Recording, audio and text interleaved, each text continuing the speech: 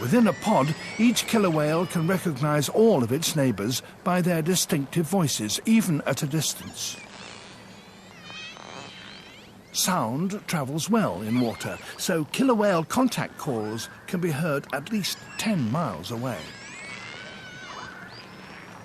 Each pod has specific calls which aren't used by other pods. Like humans, killer whales can recognize foreigners by the way they speak.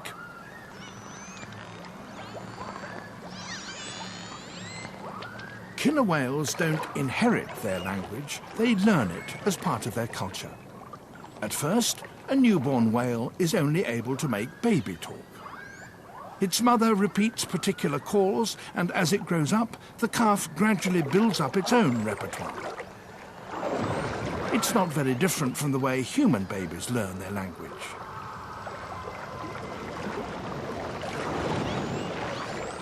This is the first stage of the young whale's cultural initiation, its first step to a unique identity. But there's something else killer whales can do with their voices, something that we have only recently learned to exploit. Sonar.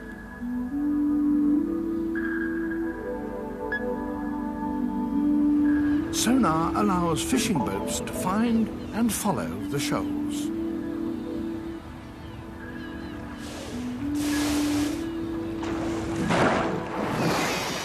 Killer whale sonar allows them to keep their prey under surveillance in any conditions, including darkness or murky water.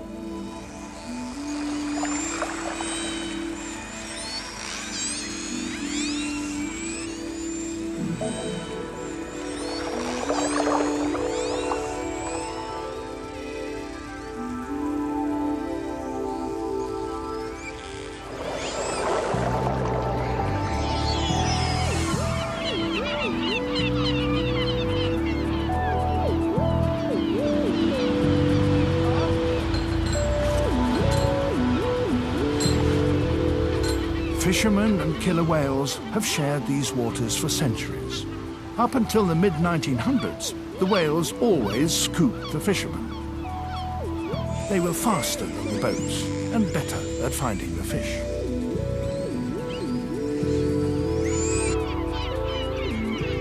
But all that changed when people discovered sonar.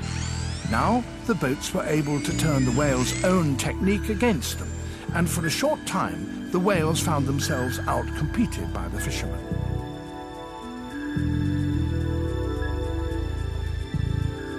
But that didn't last for long. Soon the whales understood that the behavior of the boats was a useful guide to the whereabouts of the herring. And because they don't need cumbersome nets, the whales can get in quick and grab some action ahead of the competition.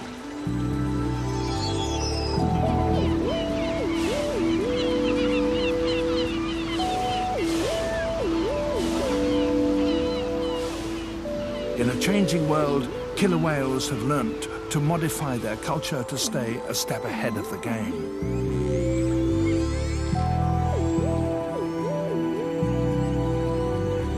This ability to adapt to new situations and learn new behaviors is what makes killer whales so successful. It's only when the whales are competing head-to-head with people that we really begin to appreciate their intelligence and resourcefulness.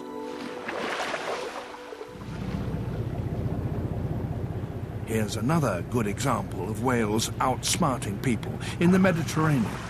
On the receiving end is another prized fishing industry.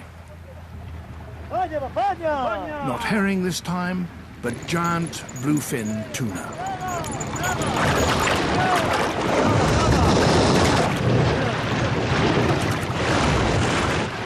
A fish as big as this will net the crew at least $2,000. The boats are following a long tradition. Every summer, after spawning, bluefin tuna migrate from the Mediterranean to the Atlantic Ocean.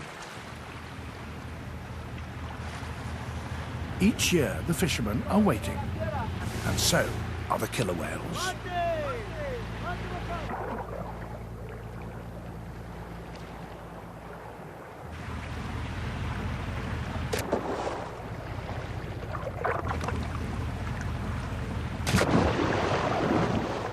concrete blocks take the bait down to 200 meters because tuna swim very deep as well as fast.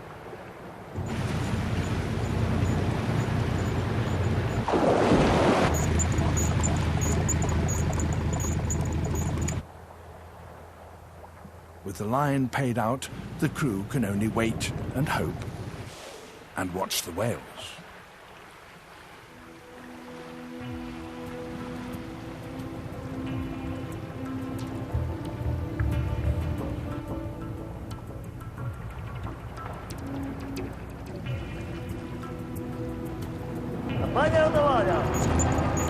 A fish has been hooked.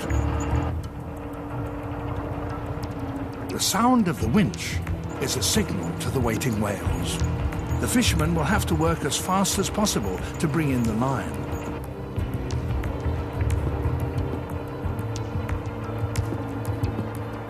The whales simply bide their time. By the time the fish nears the boat, all the fight has gone out of it. This is as easy a meal as a killer whale could hope for.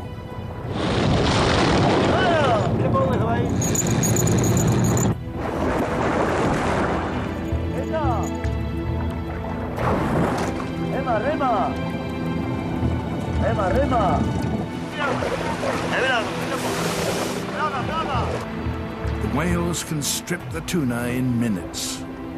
All that remains for the fishermen are leftovers.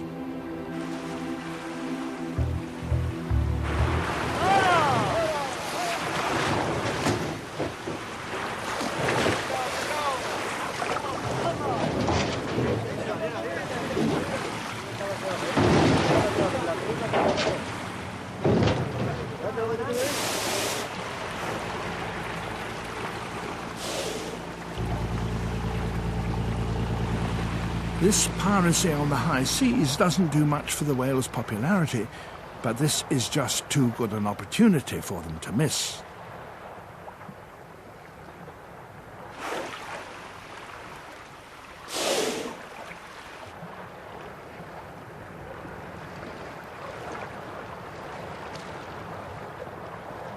These killer whales began stealing fish in this way around 30 years ago.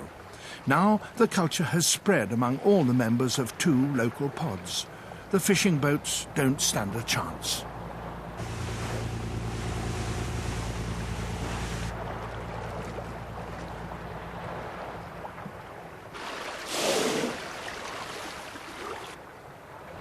The scientists studying these animals have discovered that killer whales don't all behave in the same way.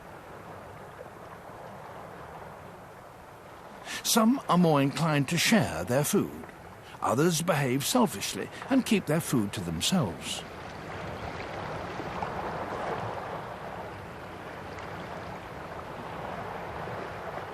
It seems that, like us, each killer whale has a unique personality.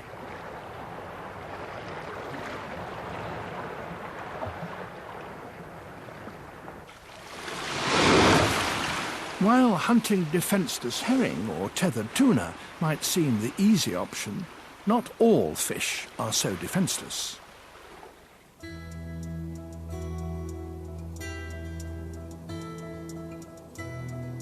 Here, off the coast of New Zealand, the rich waters attract squadrons of stingrays. Compared to other killer whale prey, like Crozet's fast, agile penguins, these rays are more like sitting ducks.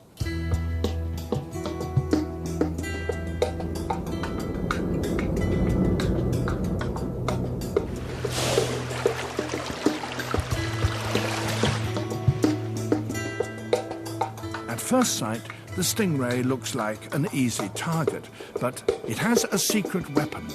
A sharp spike on its tail which can deliver an agonizing dose of poison.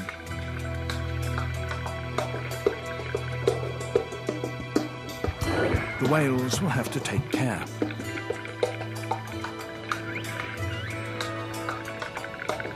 The ray has been spotted.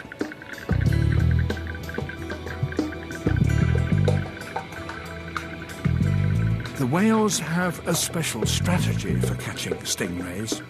Unlike chasing penguins or the well-coordinated roundup of herring, this is more like a game of cat and mouse. The fish has one advantage over the whales.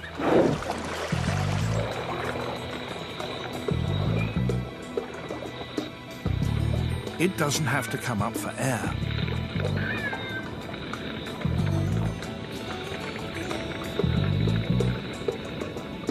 Once it goes to ground, the ray can stay as long as it likes.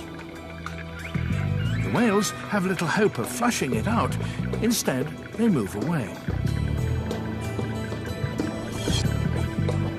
With the coast clear, the ray leaves its shelter and heads up into shallower water.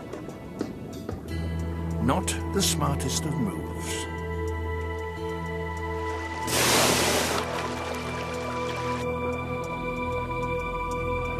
It's just what the whales are waiting for. Stingrays are a favourite prey of these whales, but they take their time finishing it off. This hunt seems more of a social event.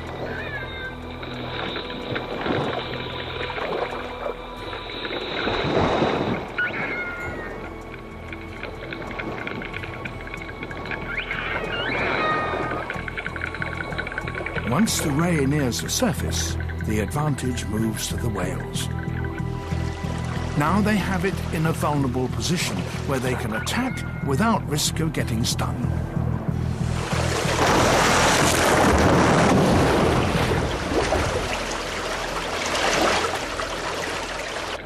In the end, the ray is outmaneuvered, outsmarted, and outdone.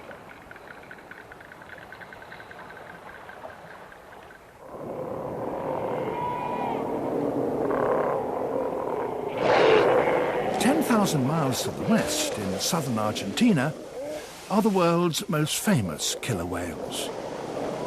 It's April, and in the sea lion colony at Punta Norte, the pups are almost full-grown. As Mum basks on the beach, her offspring is learning to swim, playing in the surf.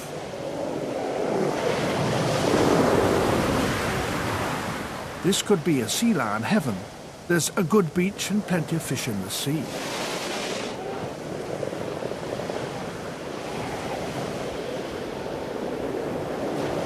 However, the whales didn't come here for the fish. The sea lions know the killer whales are out there, but they can't stay on land forever. Mother's milk is running out.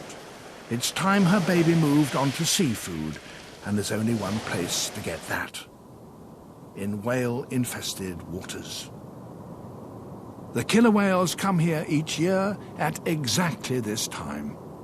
You might say it's a tradition. The sea lions have a problem. They don't know where the killer whales are, so they don't know if it's safe to enter the surf. The sea is always cloudy. That could favour an ambush, or it could help the sea lions slip past the whales unnoticed. The whales have one important advantage. To get in or out of the sea lions have to pass through the same narrow stretch of surf. And for that brief period, the whales know exactly where they are. Most of the time, the whales patrol in deep water, but their hunting style is very different from their fish-eating cousins.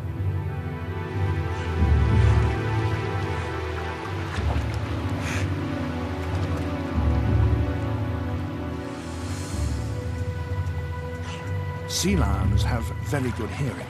Any sound the whales make would give their position away. So this is a silent operation. The whales keep contact calls to a minimum.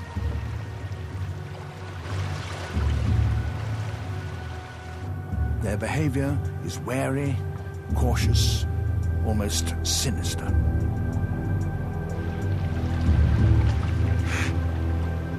For the sea lions, there's only one strategy for the dangerous crossing, and that's do it as fast as possible.